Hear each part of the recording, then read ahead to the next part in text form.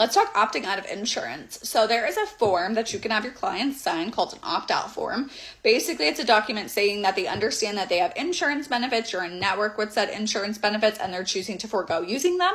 They recognize that this means that they will not get to use them later. They can't say, hey, I changed my mind, I actually do want to submit them, and they can't get them applied to their deductible or anything like that. Like, they're totally opting out, exactly what it sounds like. And recently I've seen this come up and people ask about it, especially with more and more clients taking on high deductible plans. And here's a couple things that you should be aware of.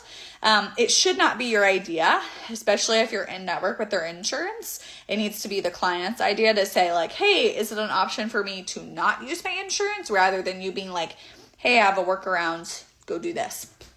And to also remember that even though it might look like your private pay rate is a little bit less, so for example, I'm using random numbers, they're going to have to pay $160 per their session, but your out of pocket cash pay rate you're willing to do is $125.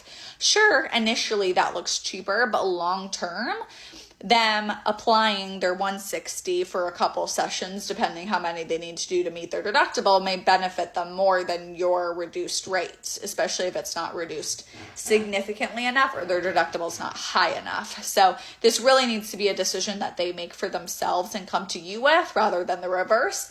That way there are no regrets.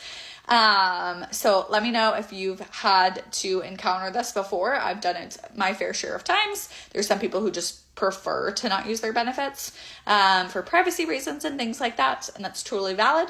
But like I said, I always let it be their decision and their request.